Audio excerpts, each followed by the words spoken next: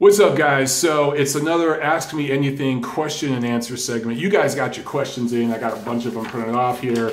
So I'm probably gonna have to do a couple response videos and break this up. Before I get started, cool hat, right? Roy Jones Jr. Boxing. I'm filming this on my phone, so it's backwards, I think, on the screen here. But want to give a shout out to my boy Tom for hooking this up for me for my birthday, man. Thank you so much. All right, guys, let's get right into it. Paulo Eclectic asks, do you think boxing is corrupt as blank or just blanking corrupt? I see what you did there, Paulo. Well, look, I looked up the definition of corruption for you for this answer. And it is dishonest or fraudulent conduct by those in power, typically involving bribery. So yeah, by that definition, boxing is corrupt. But guess what? So are all sports. And really, so is all entertainment. And sports is just another genre of the entertainment industry. And, you know, to me, yeah, I recognize boxing has a lot of issues with corruption and bribery and things like that. The sanctioning organizations, the WBC, the WBA. But it pales in comparison to some other sports. I'm sorry. But when you look at football, soccer, whatever you want to call it, and you look at the World Cup, FIFA is one of the most, probably the second most corrupt sporting organization on earth. The only one that's more corrupt is the International Olympic Committee, the IOC. One of the biggest reasons I don't watch the Olympics is because of how corrupt they are. And it's the same thing with FIFA and the World Cup. It's in Russia right now. Go back to 2014 with the Winter Olympics in Sochi and the government-sponsored doping scandal. The government was in on it. And that doping scandal that affected all those athletes and affected the games, and people who reported about it, who leaked information about it, were jailed, silenced, and even assassinated. Several people related to it. So several of the doctors that helped dope up the athletes were murdered. And they tried to make it look like an accident, but they were murdered. Yet FIFA has no problem putting the World Cup there. And millions of people have no problem watching it and screaming and getting drunk and everything else. So when people who watch other sports like that tell me, oh, boxing's the most corrupt sport on earth, my response is, are you kidding me? Just look at football. And that's just one of many we could talk about. So anyway, yeah, boxing is, but they all are. It's just like I say about politicians. I don't care what side of the aisle you're on. They all suck. They're all corrupt. Tim Nick asked a few questions. Does your girl like boxing, or is she only doing it because you like it? Tiffany actually loves boxing. And she didn't know anything about it when she met me, but where it all changed for her and where she became a fan was the Broner-Maidana fight. Before that fight, I showed her some stuff of Adrian Broner, just interviews and him acting like an idiot. And I think Showtime had some vignettes on him and stuff like that. And she was like, man, this guy's a prick. I hope he loses. And I was like, well, he's probably going to win. It's politically lined up for him. He's the more skilled boxer. He's got more hand speed. But this guy, Maidana, is rough and crude, and he has a chance. But he's going to have to knock him down or knock him out to win.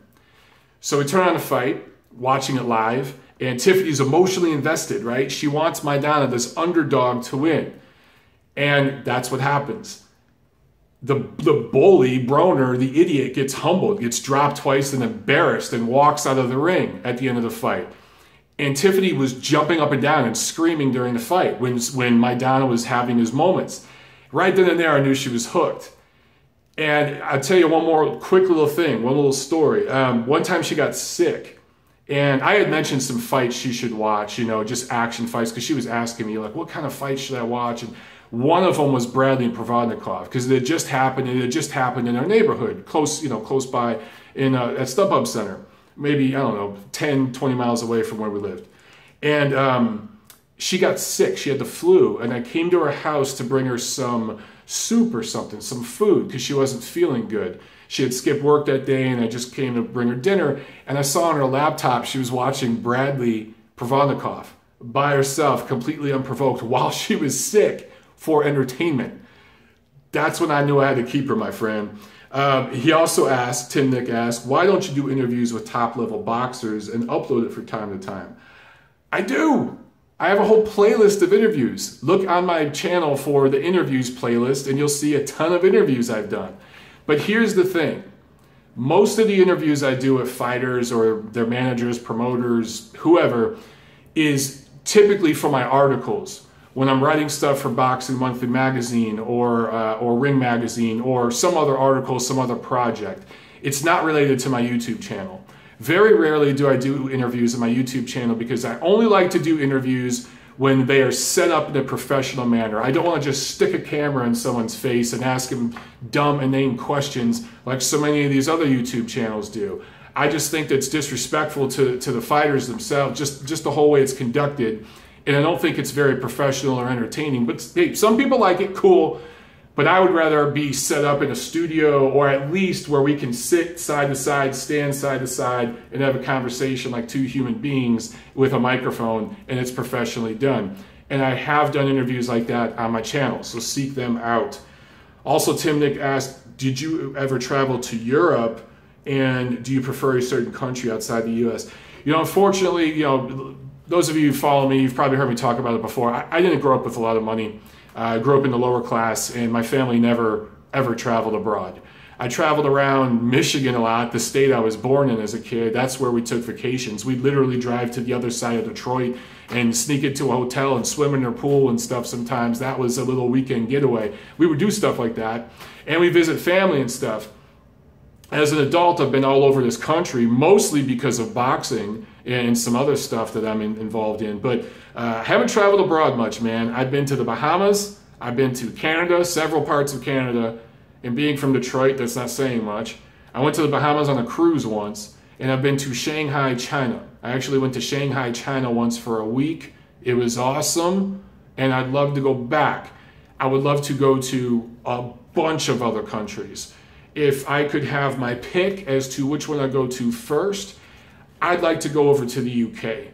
And I'd start in London and maybe cover a fight over there, a big fight. Next year when Joshua and Wilder fight, maybe that's the time I get out there.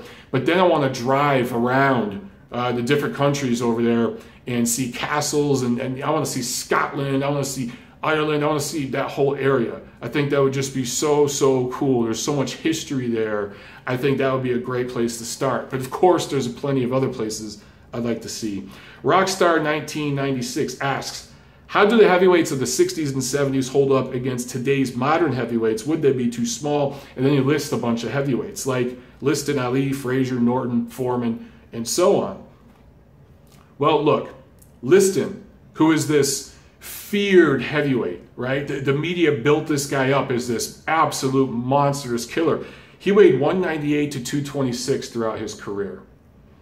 And really, I still feel Liston's overrated. If you actually look at who he beat in his title reign, it's not that impressive. Anyway, that's another rant for another day. Look at Ali, man. Ali, most of his amateur career was light heavyweight. He was not a big heavyweight at all. He was pretty much around the same weight range as Liston, at least in his prime. Norton was seen as a big athletic heavyweight in his era. A big athletic heavyweight, big strong guy, right? He was in movies and stuff because of that build. 6'3", 80-inch reach, 202 to 225 pounds. I am bigger than Ken Norton. I'm 6'4". To put this in perspective, just because, you know, most of you guys, you don't know how big I am in person, but from a fighter perspective, Ken Norton was a little smaller than Bryant Jennings. Bryant Jennings, okay? Think of Bryant Jennings. Similar build, similar look and everything like that as far as his body and all that. A pinch taller and a little bit longer with his arms, and even a few pounds heavier, Bryant Jennings is than Ken Norton. George Foreman, 6'3", 78-inch reach. He weighed 217 against Frazier. He weighed 220 against Ali. Was a massive tree trunk of a heavyweight in that era. Compare him to some of the guys now. He weighed 217 against Frazier. Was he really that big? 6'3". He didn't even have the reach of Norton, who didn't even have the reach of a guy like Jennings. Again, putting this into perspective, guys, Bryant Jennings bigger than George Foreman. Try to wrap your head around that. I'm talking prime young George Foreman, not comeback George Foreman. Let's see, Holmes, 6'3", 81-inch reach, 210 to 220 in his prime. Big athletic heavyweight for his prime, right? Very, very highly skilled heavyweight. Compare those guys to Vladimir Klitschko, Anthony Joshua, both about 6'6", 240 pounds. Deontay Wilder, 6'7" in his 220s. Lennox Lewis, 6'5" in his 240s. And then, of course, you got Tyson Fury. These are big, super heavyweights that are nimble, that are athletic, that can box a little, that have some skills. Now, Deontay Wilder, I know, very, very crude. And the jury's still out on Wilder, Joshua, and Fury as far as how they rate all time and all that. But Klitschko and Lennox Lewis, those are the two greatest super heavyweights. I'm talking guys 6'5" and over in the history of the division, right? So some of these guys, look, am I saying that I would favor Klitschko or Lewis to beat Ali? I'm not saying that, but perhaps I'd have to really think about it. You know what I'm saying? The fighters now are bigger, they're stronger, and it's not just at heavyweight, it's in every weight class. The guys before had skills, they had better competition, opposition. I understand that, particularly the big boys. But Mike Tyson said it best in the recent interview, and he was asked about Klitschko. This might go back a couple years or whatever, but he said, look, athletes get better over time. So my opinion on this is the heavyweights of the 60s and 70s would be competitive today, sure, but most of them would be cruiserweights or light heavyweights. A guy like Rocky Marciano would probably start his career at super middleweight. Put that in perspective, all right? Athletes get bigger, better, and more athletic over time, and not just in boxing, but every other sport. Renee Salcido asks, why doesn't Deontay Wilder get any respect? He just destroyed a feared top 10 heavyweight. I think Deontay Wilder gets the respect he deserves. I think Deontay Wilder says a lot of stuff that's stupid, that rubs people the wrong way, much like a Claressa Shields. Unlike Claressa Shields, Deontay Wilder is actually a pretty intelligent, articulate guy. And he does have the sophistication to understand what he's saying and how it's going to affect people. I think he's trying to create this character to give him more street cred, more gangsta, and it's actually working to his detriment. He needs to stop doing that and just be who he really is, because he's really kind of a sweetheart at the end of the day. At least anytime I've seen the guy in a private setting with cameras off, that's just how he is. Now, some of the people around him are just assholes. They're degenerates. But, I mean, that's typical. That's we could all say that, right? As far as his top 10 feared, heavyweight that he just beat, Luis Ortiz, look, man, I've said this before in other forums. Luis Ortiz was in such poor condition medically for that fight that he wasn't cleared by the New York State Athletic Commission to fight Wilder until the day of the fight, Saturday morning. In fact, Friday, it might have been Thursday, but I think it was Friday before that fight, they flew Charles Martin to town and got him on standby just in case Ortiz didn't get medically cleared to fight. They were going to have Charles Martin fight Deontay Wilder that night. A lot of you guys just don't know that. For Ortiz, his best win, period, amateur or pro, was Bryant Jennings coming off his loss to Vladimir Klitschko. That is the best win Luis Ortiz has. So again, I just think he's a guy, obviously he has skills, and I know he had a long amateur career in Cuba, but it was very domestic and regional. It was not a successful international, global amateur career. Never went to an Olympics, never went to these worldwide tournaments or did well in any of that stuff. Very close regional amateur career for him. So I just think the guy is very overrated as far as his actual accomplishment. And we haven't heard from him since that loss to Wilder. Let's see what happens. But remember the blood pressure medication and all that stuff that was going on with that. Look, all things considered, Deontay Wilder does not have anywhere near the level of quality wins that guys like Anthony Joshua have. And you can make an argument that Joseph Parker, with his win over Andy Ruiz, that is maybe even better, but I'm going to say even at this point, with Deontay Wilder's win over Luis Ortiz. So put that into perspective. And then you got guys like Tyson Fury out there and others who have fought better opposition overall than Wilder. So I think he gets the respect that he's earned so far, bro. That's it. Kid Hirsch asks, Mike, who are the people who have helped you in your boxing career the most and how? What's up, Hirsch? How's everything up there in Minnesota? So this one's easy. 3 names. Steve Kim with UCN Live.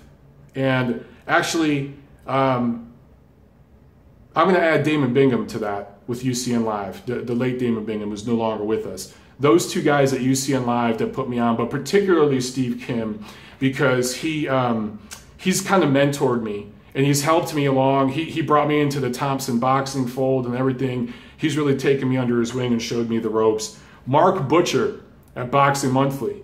It's Mark Butcher who brought myself and Tiffany Lamb over to Boxing Monthly. And at first to Boxing Monthly's website with the podcast, The Neutral Corner. But he kept pushing me and pushing me and pushing me to try to get into the magazine, to actually write for the magazine. And with his help, I got there. So I owe a lot of help to Mr. Butcher.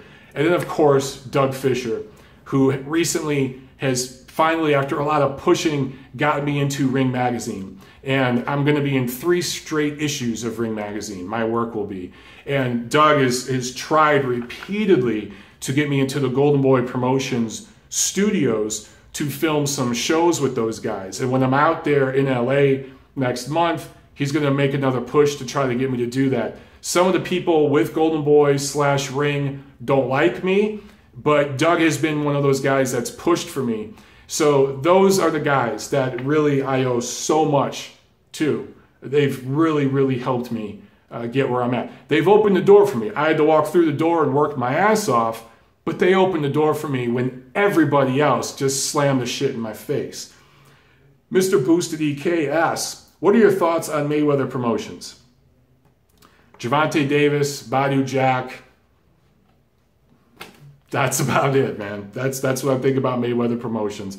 It's hard to promote. And what Floyd's going to find, Gervonta Davis is a good example. He has a lot of potential. And Floyd wants he wants Davis to kind of do what Floyd did early in his career. Look, the last 10 years of Floyd's career, I look at as one big farcical money grab. And, you know, I could do a whole hour-long video about how and why I feel that. But the first few years of that guy's career, he was the truth at 130, 135. He did some great work there, and he busted his ass to get where he was at that point. And he wants his young guys to do that now. This generation, most of those guys, they're not going to sign. Most of the guys who are willing to do that, they're not from America. Sorry, I'm American, but I'm going to go ahead and say it. They're not from America. But even the ones who are, they're not going to sign with Floyd. They're going to sign with promoters who have been around for decades that know what they're doing.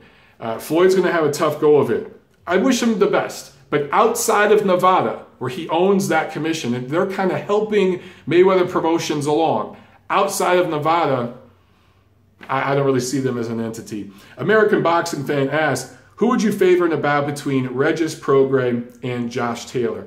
Man, I love that fight. I love both of those fighters. In fact, I'm going to go see Regis Prograis in his next fight in New Orleans coming up next month. I'm going to go down there and cover that card. That's one of the benefits to living where I live now. I can get to more cards like that, and it was part of the strategy for why I moved out here. But if they were fighting right now, brother, Taylor had a much better amateur career, top to bottom, and better professional wins so far, with his wins over Miguel Vasquez and Victor Postol. So I would have to favor Joshua Taylor. He's just done more, amateur and pro. Prograis looks great. Still haven't seen him against a guy anywhere near the top 10.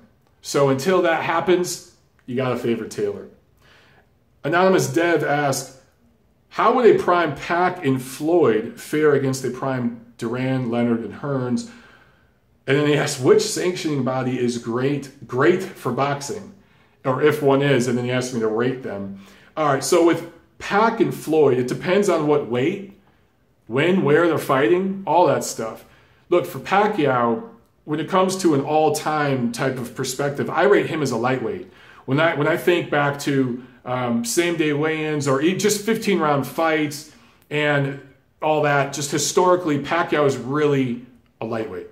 Mayweather grew into a real welterweight. So I rate Mayweather as a welterweight in his prime and Pacquiao as a lightweight in his prime. His prime, he spent fighting as a blown-up lightweight. So putting that into perspective. He wouldn't have fought Leonard or Hearns. He would have fought Duran. Pacquiao versus Duran would have been crazy explosive.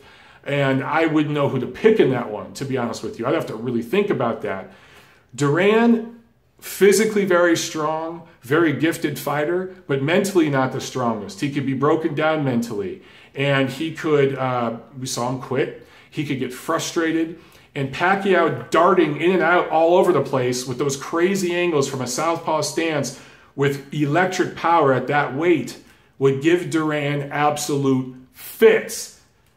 I probably shade Duran, but if those guys fought 5 times, Duran wins 3, Pacquiao wins 2. Now, for Floyd versus Hearns, he would have never fought Hearns. That fight just wouldn't have happened. So we can't even speculate. He wouldn't have fought him. That's just not what Floyd did in his career. Okay?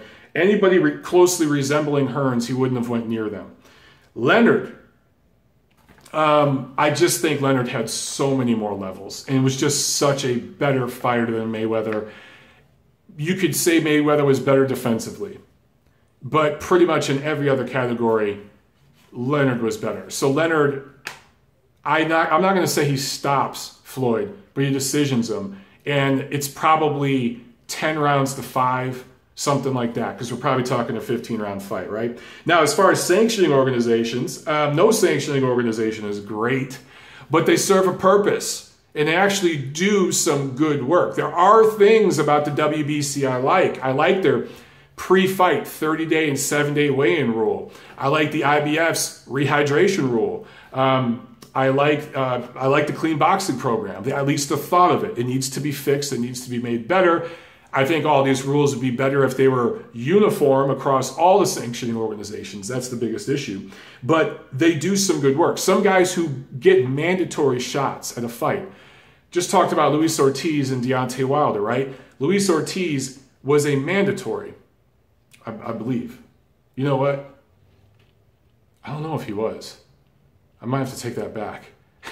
Bad example. Maybe he was. My brain isn't working right now. But a guy like that who isn't necessarily, people aren't lining up to fight him, right? And gets into a mandatory position, gets his shot.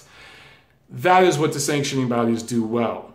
The WBC and the WBA, though, they are historically the oldest groups and the most powerful and the biggest worldwide, but they have become, in my opinion, the most corrupted and the biggest joke. Both the BC and the BA have not 2, but 3 titleists in multiple divisions right now. That's not cool. That's not how it's supposed to work. So yeah, I mean, they do a lot of things that are bad. They do some things that are good. Check out my video on the sanctioning organizations. Just go to YouTube and search Michael Montero sanctioning organizations boxing, and boom, it should pop up, and check that out, man. All right, let's see. DS Kennels 210 asks, social media, has it been positive or negative in growing the sport of boxing, or has it really not had much of a significance? Overall, I'd say it's positive, okay?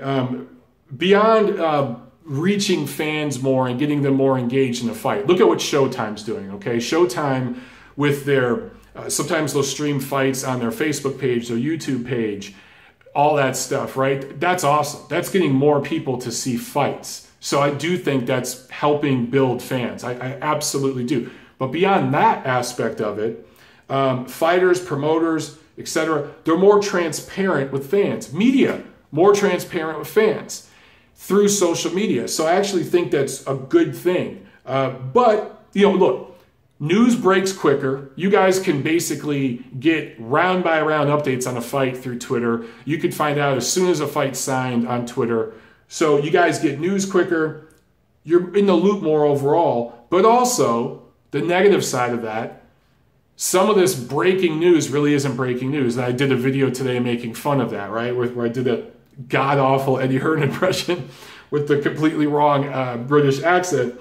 That's the only one I do, though. That's it. So, yeah, anyway. Rumors get pushed as fact. Clickbait. It creates that clickbait culture. I was first. I broke the story. Everyone's so desperate to be the first to tweet about something as if it freaking matters.